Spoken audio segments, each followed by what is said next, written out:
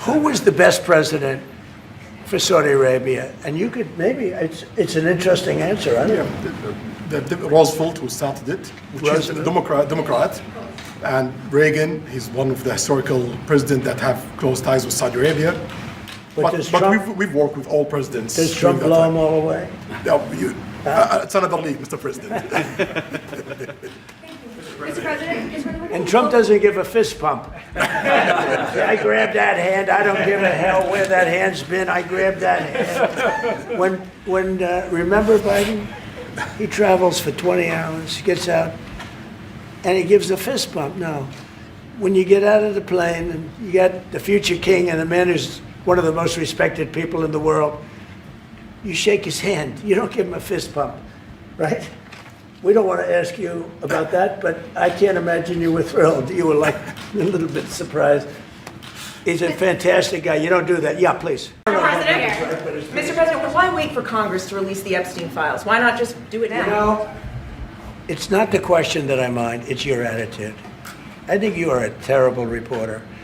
It's the way you ask these questions. You start off with a man who's highly respected, asking him a horrible, insubordinate, and just a terrible question. And you could even ask that same exact question nicely. You're all psyched, or somebody psychs you over at ABC, they're going to psych it. You're a terrible person and a terrible reporter. You just keep going on the Epstein files. And what the Epstein is a Democrat hoax to try and get me not to be able to talk about the $21 trillion that I talked about today. It's a hoax. And people are wise to your hoax. And ABC's, your company, your crappy company, is one of the perpetrators. And I'll tell you something. I think the license should be taken away from ABC because your news is so fake and it's so wrong. And we have a great commissioner, the chairman, who should look at that, because I think when you come in and when you're 97% negative to Trump and then Trump wins the election in a landslide, that means obviously your news is not credible. And you're not credible as a reporter. Your Majesty, I think that this is the best in terms of safety. Saudi Arabia has never been as safe as it is right now.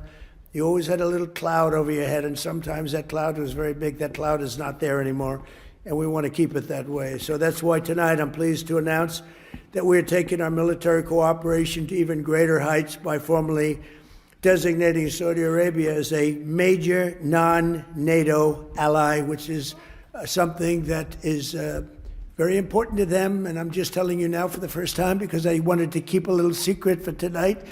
I just heard him say, "Oh, that's nice." That's another point you won today.